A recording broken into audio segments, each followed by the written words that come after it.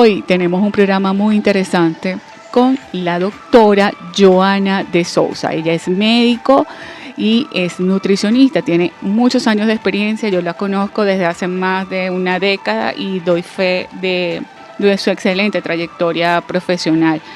Trata pacientes obesos, deportistas, tiene retos en su cuenta de Instagram, tiene un reto del cual vamos a hablar a lo largo del programa y es una especialista en el tema que vamos a abordar el día de hoy. La nutrición es conocida como un proceso biológico en el que los organismos asimilan los alimentos sólidos y líquidos necesarios para el funcionamiento y el crecimiento y también el mantenimiento de las funciones vitales. Es por eso que hoy en día no es solamente alimentarse porque sí, hay que buscar no solamente suministrar alimentos, sino suministrar alimentos que nos nutran. Y por eso es importante la participación de la invitada del día de hoy, porque saber qué diferencia hay entre nutrición y alimentación, porque no todo lo que se come nutre. Es así. Joana, bienvenida al programa Punto de Partida. Cuéntanos, ¿qué diferencia hay entre nutrición y alimentación o qué relación hay entre ambas? Hola Rosalía, gracias por la invitación a tu programa. Para mí es un honor y un placer participar en la mañana de hoy, sobre todo con un tema tan importante y un tema que a toda la población nos atañe, ya que es algo que hacemos todos los días. ¿Okay? Podemos partir desde que siempre que se habla de nutrición, vamos a la mano con una palabra que se denomina dieta y que todos cuando escuchan esa palabra dicen que es un régimen, que es algo súper estricto, cuando realmente lo que significa es solo la organización de lo que nosotros debemos de comer. La comida es el combustible esencial de nuestro cuerpo. Por ello es que podemos hacer todas nuestras funciones biológicas y tener una calidad de alimentos para que ese combustible sea lo más sano, metabólico, absorbido en nuestro organismo, debe ser el reto de cada uno de nosotros. Así es, nutrición y alimentación van siempre de la mano. Cuando hablamos de nutrición hablamos de calidad de nutrientes, ¿ok? Cuando hablamos de nutrientes estamos hablando de macro y micronutrientes, ahí entran las palabras claves como proteínas, carbohidratos, vitaminas y minerales. Y cuando hablamos de alimentos, son todos estos combustibles que nos da la naturaleza para nosotros poder garantizar esta etapa de cumplir con nuestro metabolismo y con la necesidad que tenemos de poder alimentarnos. A lo largo del tiempo, la ciencia ha hecho posible que la calidad alimentaria haya variado en nosotros los seres humanos. La química, la biología ha hecho que lo que antes era el combustible natural de los seres humanos haya sufrido transformaciones que nos han ayudado, por un lado, en algunos aspectos y por otro lado, no. Hay muchos mitos y muchos tabúes también en cuanto al tema de nutrición. Tú dijiste, es una palabra clave, dieta. Cuando uno escucha esa palabra, uno crea automáticamente resistencia. La palabra dieta es como una sentencia que pesa y hay que como que tomar conciencia de que una dieta no solamente es para castigar al cuerpo, para dejar de comer lo que te gusta, sino que uno puede empezar a comer otras cosas que no sabía que te gustaban, pero que te pueden nutrir. Entonces, como que desmitificar, quitarle el peso pesado, valga la redundancia, a la palabra dieta, quizás es uno de los retos que tienen personas como tú, nutricionistas y médicos, para que las personas tomen conciencia del valor que tiene el autocuidado y que la alimentación comienza con la decisión de tener mayor calidad de vida. ¿Qué opinas al respecto? Así es, eso le tenemos que buscar todo, ¿ok? Porque si nosotros somos como los pececitos, nosotros los enfermamos por lo que nosotros comemos y nos mantenemos sanos y saludables cuando tenemos una calidad de nutrientes, ¿ok? Porque como te comentaba, el combustible base es esencial. Nosotros para poder hacer cualquier función metabólica o para poder movernos día a día necesitamos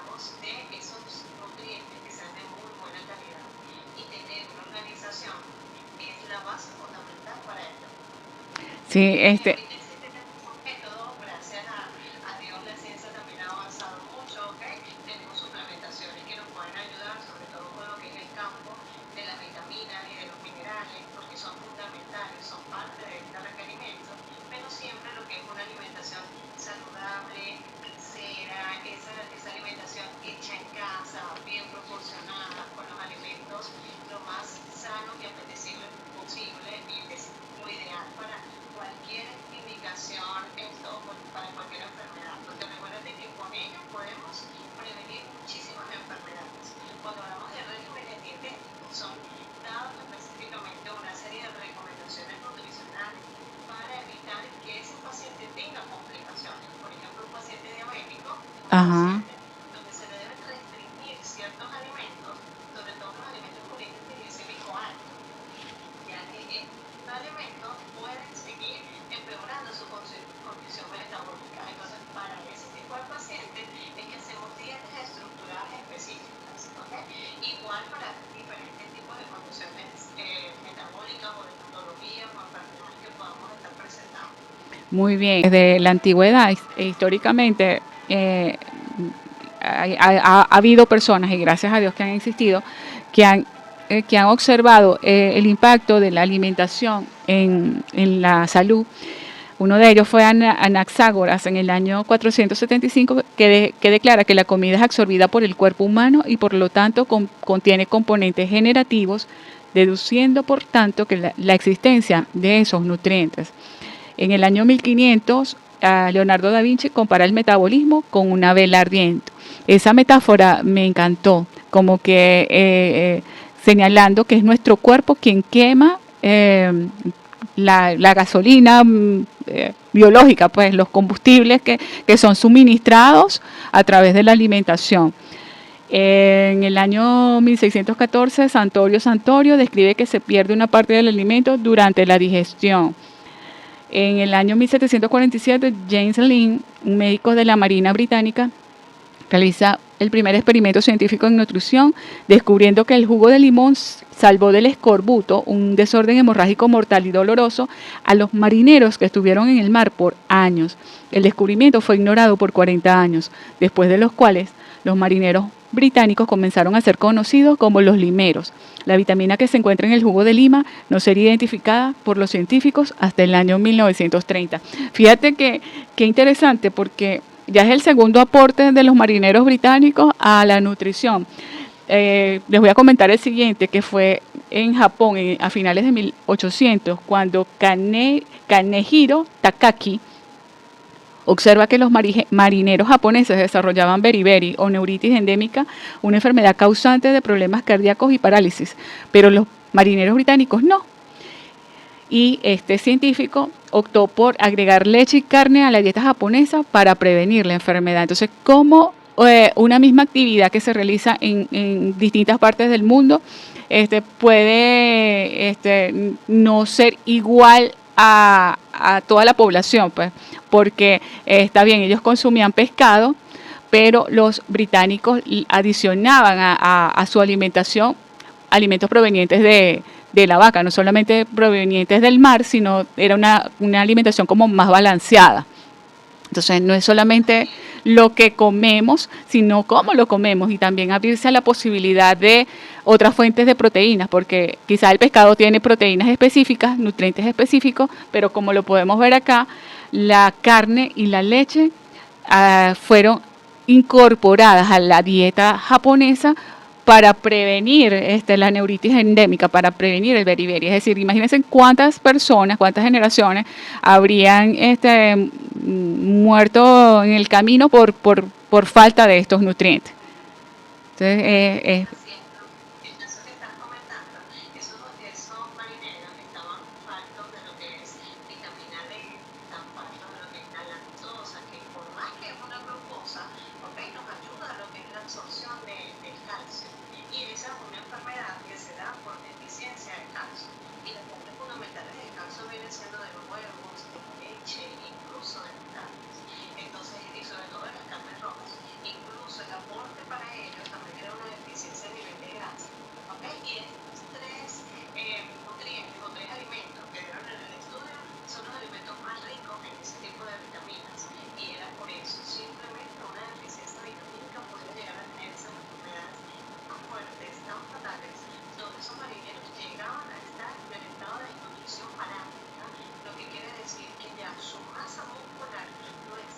Wow. presentando una condición peor que se llama sarcopenia, pérdida absoluta de la masa muscular.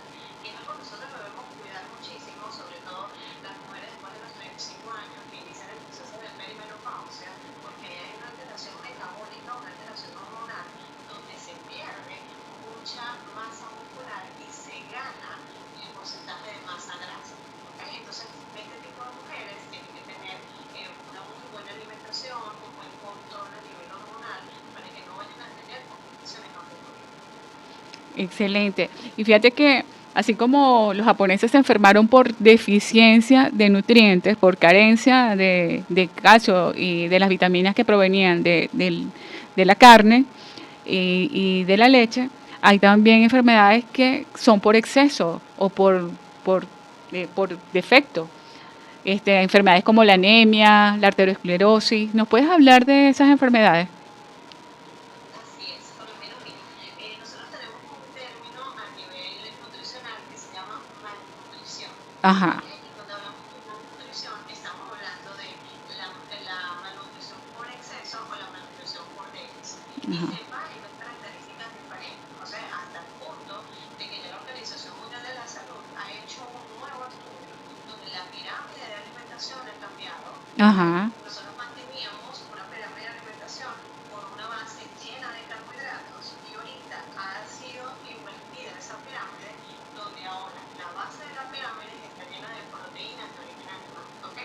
Con la intención de cambiar en los dos aspectos las enfermedades que se dan por exceso y las enfermedades que se dan por déficit. Cuando hablamos de enfermedades por exceso, una de las enfermedades típicas viene siendo lo que es el sobrepeso y la obesidad. Antes se pensaba que sobrepeso y obesidad eran consecuencia de otras condiciones metabólicas y actualmente se conoce como una pandemia, una enfermedad fatal como es la obesidad, que puede traer complicaciones mayores con otras enfermedades como la diabetes, el cáncer, ¿ok?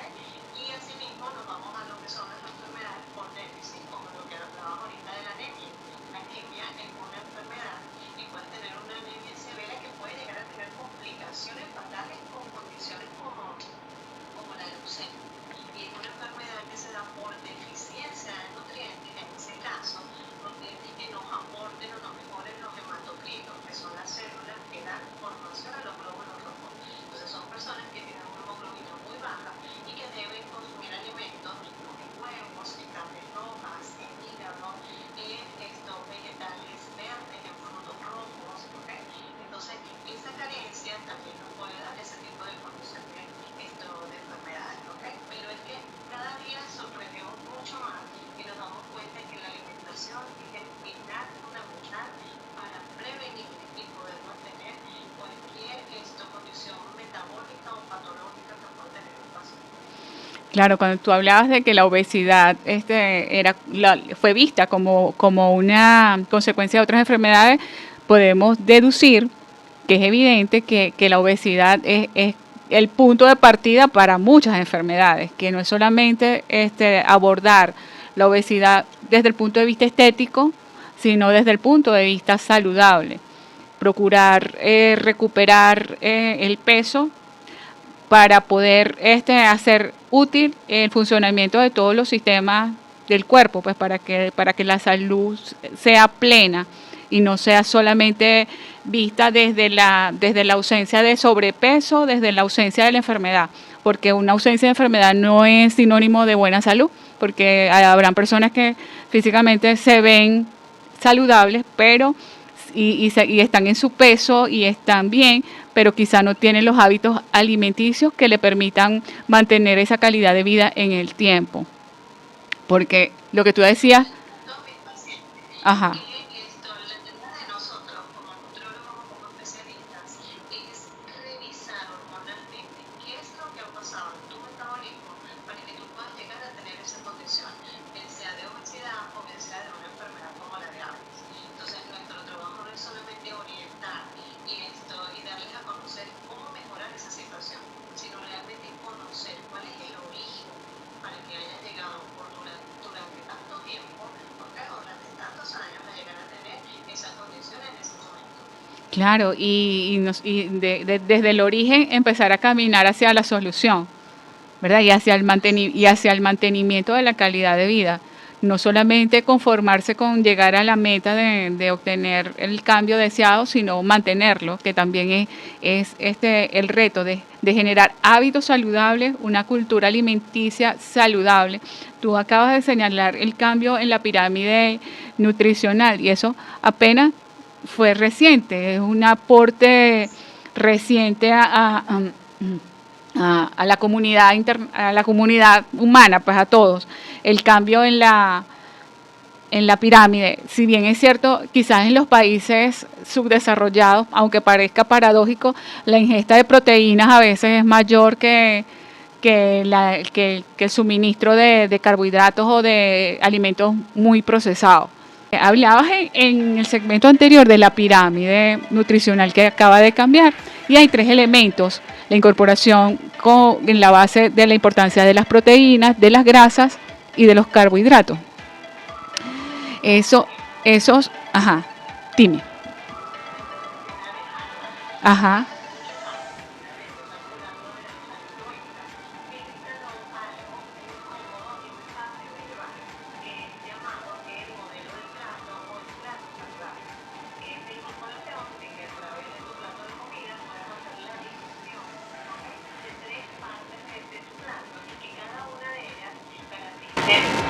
La porción de proteínas, la porción de vegetales y la porción de carbohidratos.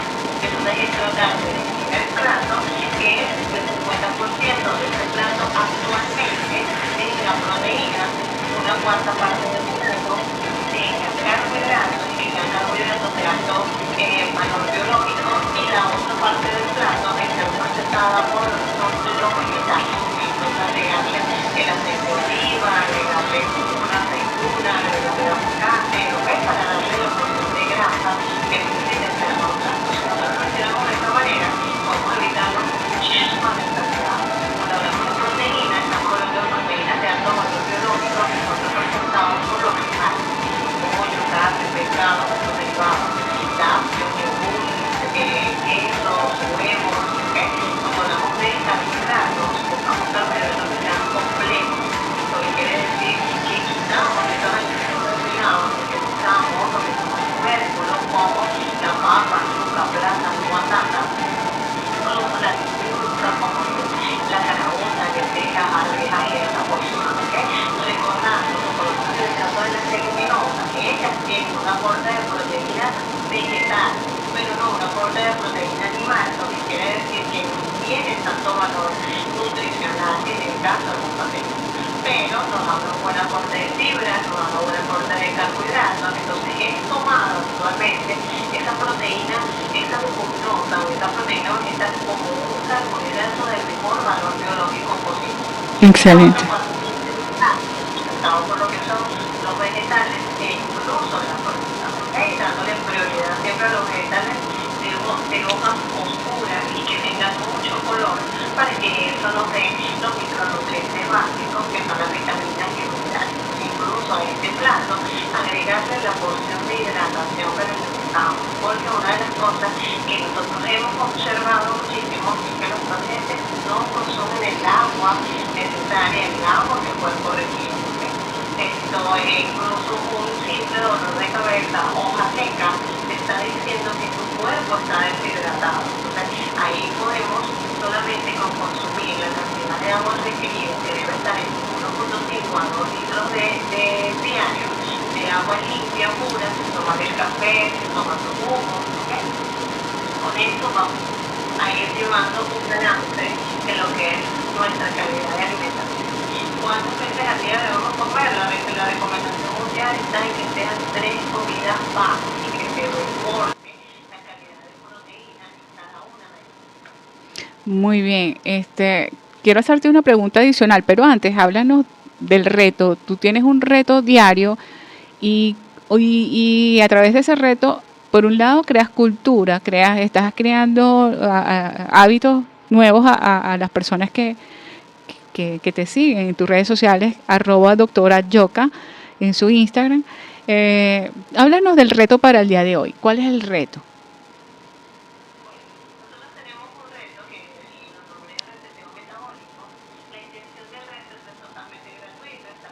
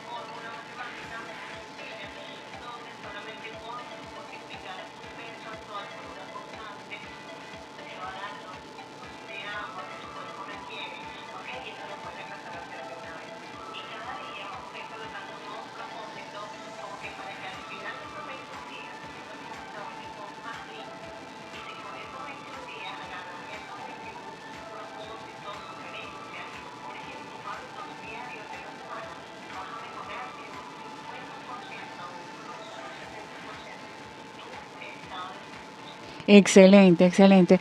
Te tengo una pregunta adicional ya para cerrar, porque ya esta conversación se fue volando, el tiempo voló, en relación a las